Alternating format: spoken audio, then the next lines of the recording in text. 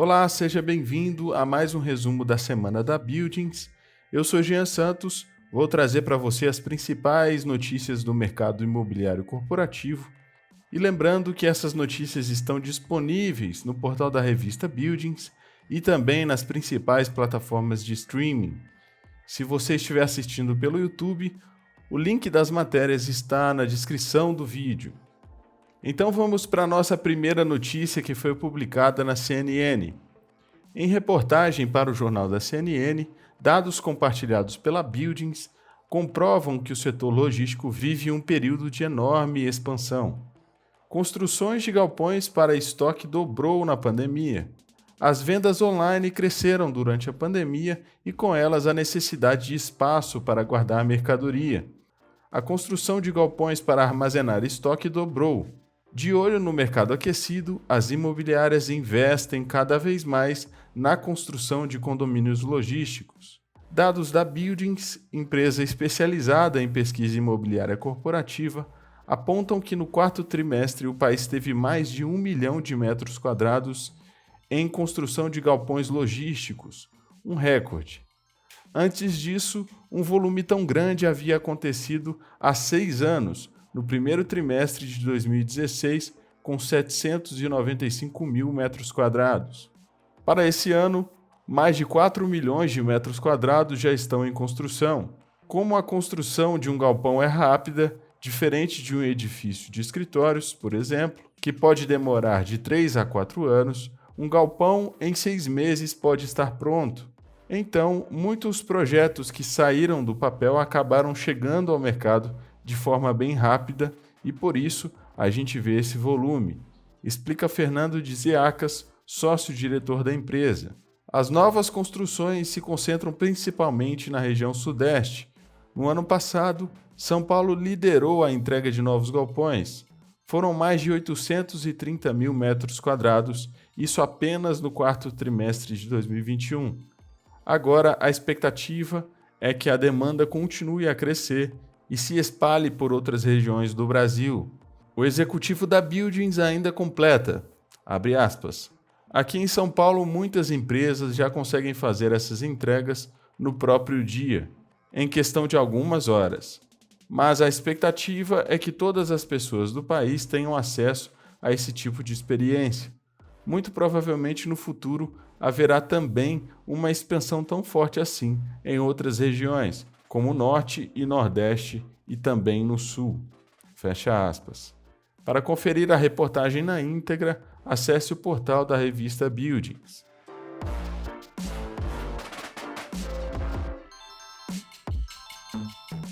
Nossa próxima notícia foi publicada na Exame. Conheça o Platina 220, futuro prédio mais alto de São Paulo, com 46 andares e 172 metros. Com 172 metros de altura, 2 metros a mais do que o Mirante do Vale, no centro, o Platina 220 será em breve o novo prédio mais alto da cidade de São Paulo. O empreendimento localizado no bairro do Tatuapé, na zona leste da cidade, está sendo construído pela incorporadora Porte Engenharia e Urbanismo, que já entregou quase 50 empreendimentos na região. Nesse momento, 83,4% da obra está concluída e a previsão é que o prédio seja entregue em junho deste ano. Será um empreendimento de uso misto, com lajes, hotel, apartamentos residenciais, salas comerciais e lajes corporativas. Nosso intuito não foi ser o mais alto, mas colocar no empreendimento tudo o que achamos que a região precisa, disse Marco Melro, fundador da Porte.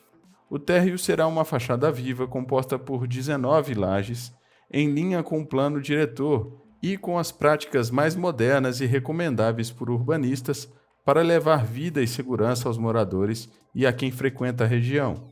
No primeiro pavimento ficará a área comum dos apartamentos residenciais, que estão localizados do 2º ao 10º andar. Acima deles ficarão as salas comerciais, que ocuparão do 12º ao 24º andar.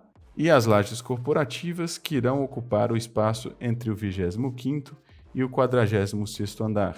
Praticamente todo o prédio está vendido, segundo a incorporadora. As salas comerciais têm de 26 metros quadrados a 49 metros quadrados e as lajes corporativas 250 a 500 metros quadrados. O Platina 220 faz parte do projeto da incorporadora chamado Eixo Platina. Ambicioso, ele será composto por 10 empreendimentos que têm como principal objetivo construir um eixo corporativo na região, algo como a Berrine da Zona Leste, em referência ao eixo de prédios comerciais na Zona Sul de São Paulo.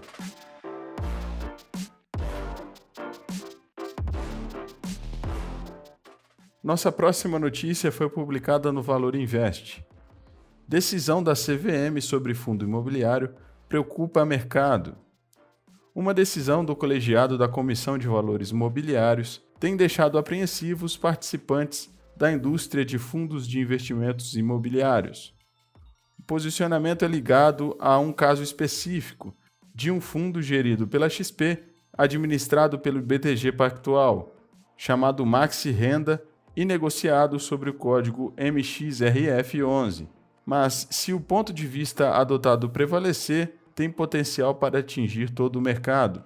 A preocupação é que o novo entendimento pode ter repercussão tributária e afetar a distribuição de dividendos, dois grandes atrativos para os fundos imobiliários nos últimos anos.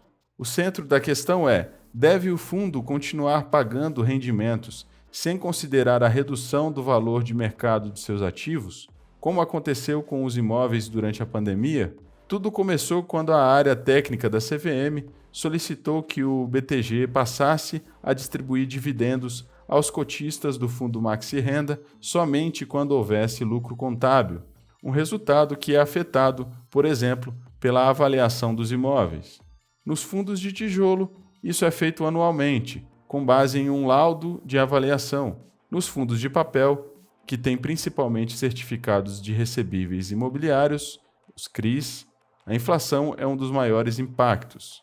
Para a Superintendência de Supervisão de Securitização, SSE, desde 2014, o fundo distribuía rendimento aos seus cotistas em montantes substancialmente superiores aos lucros dos exercícios ou acumulados. Segundo a área, os rendimentos distribuídos pelo Maxi Renda aumentavam o prejuízo e reduziam o patrimônio líquido. Assim, as distribuições não seriam resultantes de renda ou lucros auferidos pelo fundo, mas sim da distribuição do capital aplicado pelos próprios investidores. O BTG recorreu ao colegiado e argumentou que a apuração dos resultados dos FIIs para fins contábeis, demonstrações financeiras, não teria a mesma finalidade nem os mesmos efeitos que a apuração dos lucros de uma sociedade.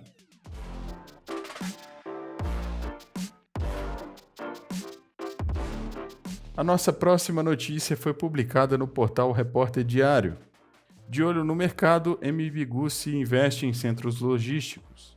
Com o crescimento do e-commerce no Brasil e a necessidade de uma melhora na infraestrutura para potencializar a logística dos produtos comprados por meios eletrônicos, empresas iniciam uma forte busca por condomínios logísticos, principalmente nos grandes centros do país.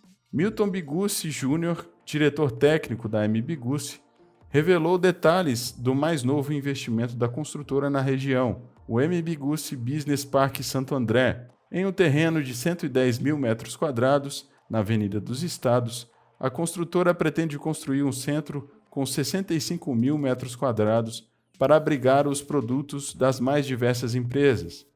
Esse será o terceiro empreendimento desse tipo na região.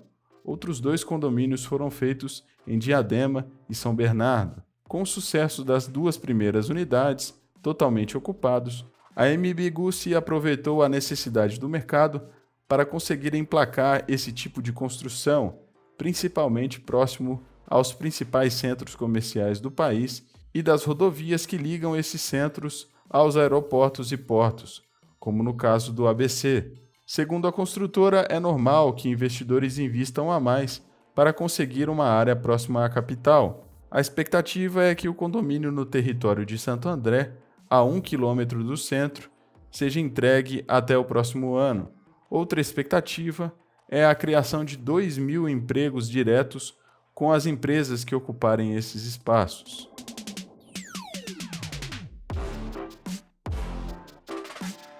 A nossa próxima notícia foi publicada na Infomoney. Sentido de presença no escritório muda na pandemia.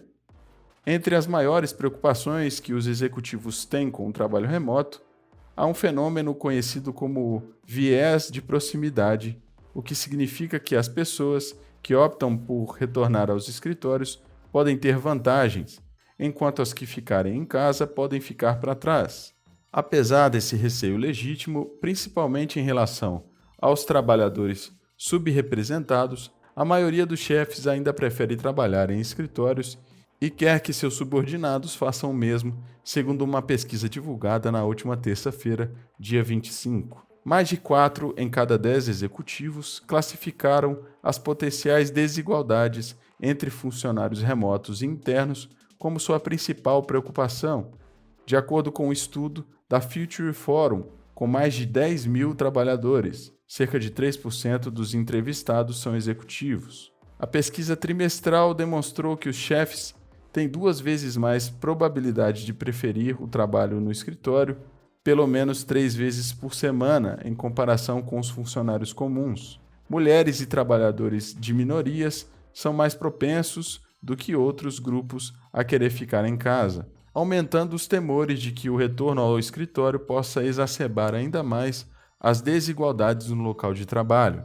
A pesquisa destaca um dos tópicos mais controversos enfrentados pelos gerentes enquanto tentam criar horários de trabalho híbridos que mantenham os funcionários engajados e produtivos em meio às taxas recordes de pedidos de demissão. O tempo presencial.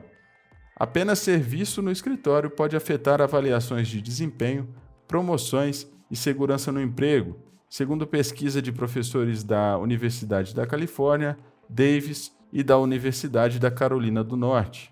Jack Welch, ex-CEO da General Electric, que teve sua forma de gestão amplamente copiada, uma vez disse em uma coluna de conselhos que o caminho para o topo é pavimentado pela presença.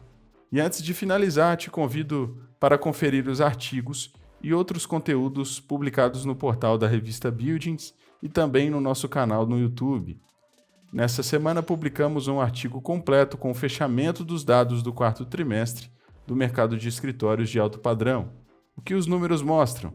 Eles mostram que, conforme análises e projeções recentes da Buildings, as expectativas de retomada do mercado de escritórios se concretizaram no final de 2021, trazendo resultados positivos e expressivos de absorção líquida nos 2 maiores centros comerciais do Brasil, São Paulo e Rio de Janeiro.